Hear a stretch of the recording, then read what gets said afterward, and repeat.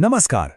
आज हम सब मिलकर क्षितिज भाग 2 का पहला काव्य पाठ यानी महाकवि सूरदास के पद को समझेंगे। देखिए, ये सिर्फ कविता नहीं है, ये तो प्रेम और ज्ञान के बीच एक जबरदस्त बहस है। एक ऐसी बहस जिसमें सीधे साधे भोले भाले तर्क भी ना, बड़े बड़े ज्ञानियों की बोलती बंद कर देते हैं।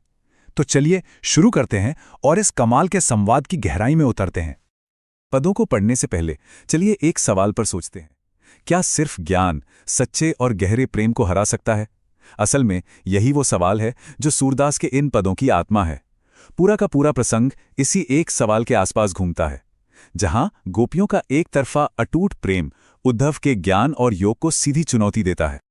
इन कमाल के पदों को लिखा है महाकवि सूरदास जी ने।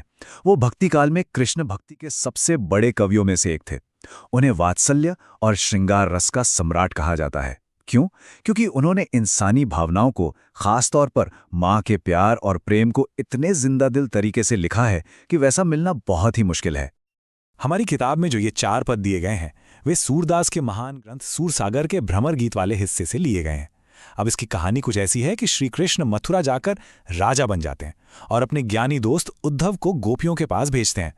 काम यह था कि उद्धव गोपियों को समझाएं कि प्रेम का रास्ता छोड़कर ज्ञान और योग का रास्ता अपना लो। बस यहीं से शुरू होता है गोपियों और उद्धव के बीच का वो यादगार संवाद जो आज भी उतना ही अहमियत रखता है। तो चलिए अब पहले पद पर आते हैं। यहां गोपियां उद्धव के ज्ञान भरे संदेश पर अपनी बात कहना शुरू करती हैं और शुरुआत होती है एक बहुत ही तीखे और मजेदार व्यंग्य से।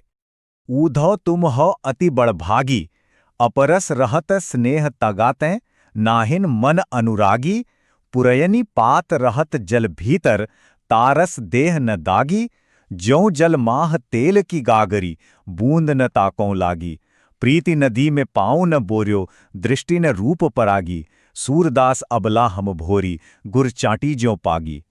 इस पद में कुछ शब्द हैं, उनका मतलब समझ लेते हैं। पहला है बड़भागी, जिसका मतलब तो होता है भाग्यवान, पर यहां गोपियां ताना कसने के लिए, मजाक उड़ाने के लिए ये शब्द इस्तेमाल कर रही हैं। अपरस का मतलब है अछूता, जिसे किसी चीज ने छुआ ना हो, और पुरैनी पात का मतलब है कमल का पत्ता। तो इस पद में गोपियां उद्धव पर ताना कसते हुए कहती हैं, हे उद्धव, तुम तो सच में बड़े किस्मत वाले हो। पर असल में वो उन्हें दुनिया का सबसे बड़ा बदनसीब कह रही हैं। क्यों भला? क्योंकि तुम कृष्ण के इतने पास रहकर भी उनके प्रेम के धागे से बंधे नहीं। तुम्हारा मन कभी उनके प्यार में डूबा ही नहीं। वो 2 जबरदस्त उदाहरण देती हैं।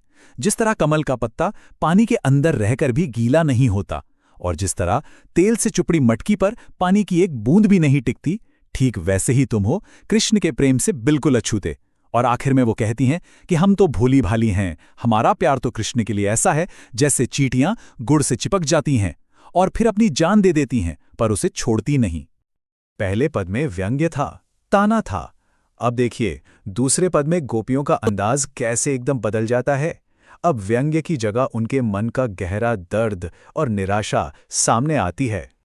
मन की मन ही माझ रही, कहिए जाई कौन पे ऊधो, नाहि परत कही, अवधि आधार आस आवन की, तनमन बिथा सही, अब इन जोग संदेशनि सुनि सुनि, बिरहिनी बिरह दही, चाहती हूती गुहार जित हितें, उतते धार बही, सूरदास अब धीर धरही क्यों, मर्यादा न लही। यहां गोपियां अपना दुख बताते हुए कहती हैं कि हमारे मन की बातें तो मन में ही दबी रह गईं। हे उद्धव, अब हम किससे जाकर कहें, हमसे अब कुछ कहा नहीं जाता।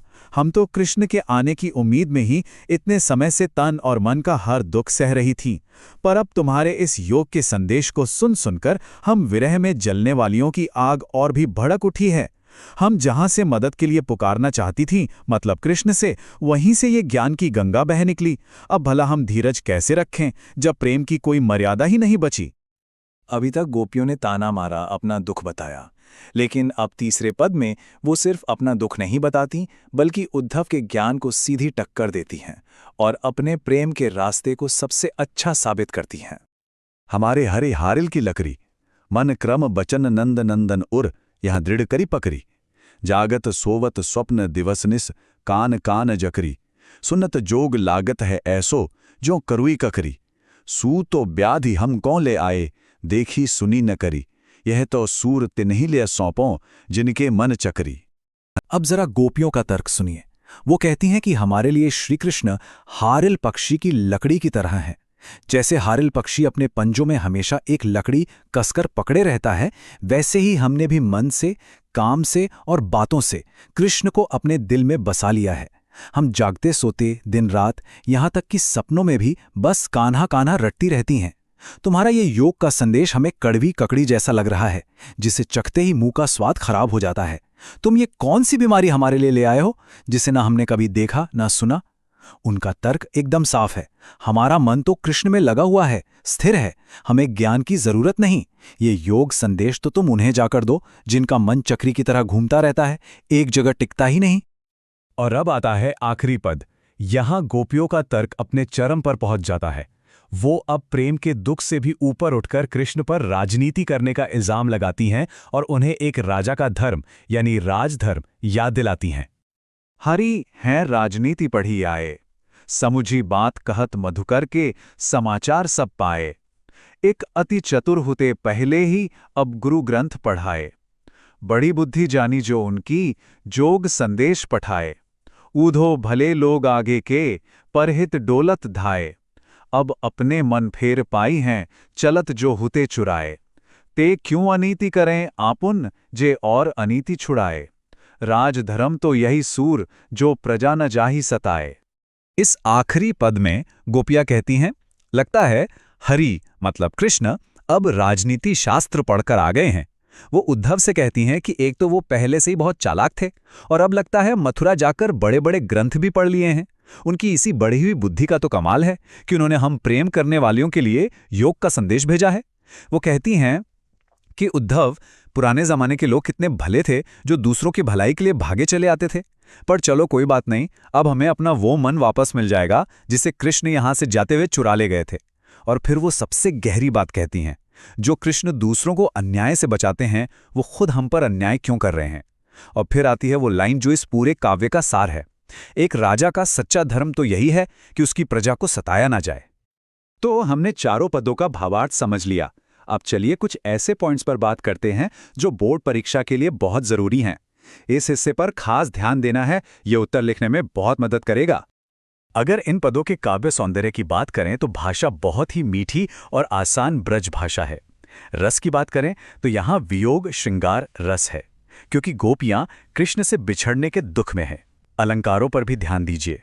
पुरेनी पात और करुई ककरी में उपमा अलंकार है, क्योंकि यहाँ तुलना की गई है। प्रीति नदी में रूपक अलंकार है, यहाँ प्रेम को सीधी नदी ही मान लिया गया है। और बिरहनी बिरह जैसी लाइनों में ब अक्षर बार बार आ रहा है, इसलिए यहाँ अनुप्रास अलंकार है। और इन सभी पदों का जो सेंट्रल आइडिया है वो है निर्गुण ज्ञान पर सगुण प्रेम की जीत। अच्छा, अब आते हैं परीक्षा के लिए एक बहुत जरूरी सवाल पर। यह सवाल अक्सर पूछा जाता है और ये चौथे पद से है। गोपियों के अनुसार राजा का धर्म क्या होना चाहिए? इसका जवाब बिल्कुल साफ साफ पद की आखिरी लाइन में है। तो जब भी इसका उत्तर लिखें, उस पंक्ति को जरूर कोट करें और फिर उसे अपने शब्दों में समझाएं कि राजा का धर्म अपनी प्रजा की भलाई करना है, उन्हें किसी भी तरह से सताना नहीं है।